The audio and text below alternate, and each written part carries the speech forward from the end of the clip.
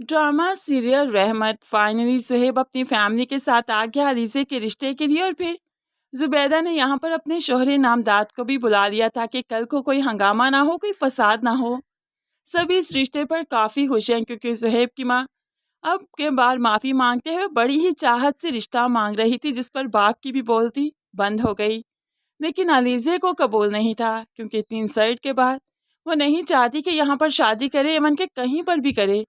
अलीज़े की सिचुएशन ऐसी है कि वो शादी नहीं करना चाहती, डरती है कि कल कल क्या होगा, कैसे फेस करेगी सबको, ज़िंदगी कैसे गुजारेगी। लेकिन है यहाँ पर सभी मिलकर समझाएंगे तो अलीज़े भी मान ही जाएगी। जुबैदा के घर में खुशियाँ आई तो आलिम साहिब के दूसरे घर में हंगामा बरपा है क्योंकि उन्होंने अपने बेटे को अपने ही घर में अपने ही बॉयलर से चोरी करते हुए देख लिया और यहाँ पर रुमैसा को कटहरे में खड़ा कर लिया। ये तुम्हारे बेटे को हो क्या गया, किस कंपनी में उठता बैठता है, क्या क्या ज़रूरत है इसे पैसों की, मैंने क्या कभी इसकी कोई ज़रूरत पूरी नहीं की, मेरे ही वॉलेट से चोरी कर रहा है, मांग भी तो सकता है ना।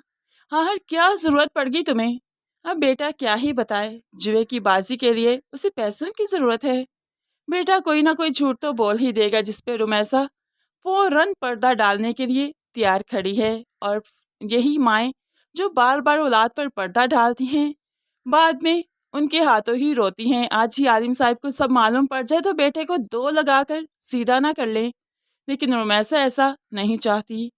दूसरी तरफ रमशा ये चाहती है कि अलीज़े को जब वो आए खूब अच्छे से सबक सिखाया जाए ताकि इन लोगों से वो पनाह मांगते हुए खुद ही यहाँ से रफू चक्कर हो जाए। वो अपनी माँ को भी सब कुछ सिखा रही है कि अलीज़े के साथ बहुत अच्छा नहीं रहना, हमने बहुत से बदले लेने हैं, अपनी इंसल्ट का बदला लेना है और इस तरह से हम सुहेब की शादी दूसरी करेंगे, इसके साथ उसे ज़िंदगी नहीं गुजारने देंगे। तो फिर रमशा ऐसे ही करेगी। नो डाउट कि सुहेब काफ़ी चाहत दिखाएगा अलीज़े को, लेकिन जब सास और ननंद अलीज़े को हर मुश्किल से दो चार करेंगी तो अलीज़े बेचारी कैसे ही अपना रिश्ता बचा पाएगी। दूसरी तरफ परीशे जो कि ऑफिस में गई और वापसी पर बारिश हो गई, तो फिर उसकी कोई कन्वेंस भी नहीं, उसके पास वैन भी नहीं आ रही। ऐसे में बारिश सर ही फरिश्ता बनकर आए।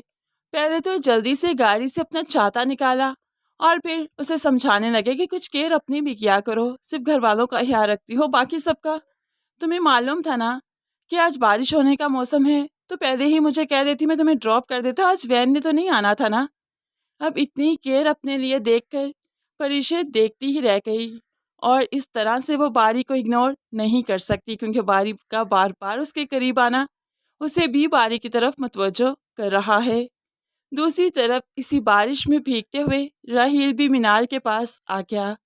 वो उससे दूर नहीं रह सकता था, इसलिए घर वापस आ चुका है। मिनाल को यकीन दिलवाता है कि वो बाबा को मनाएगा कि बारी और अनाया की ना सही लेकिन हमारी शादी तो करवा दे, जिस पर मिनाल काफ़ी खुश हो गई। लेकिन अनाया इस खुशी में अच्छे से भंग डालती है।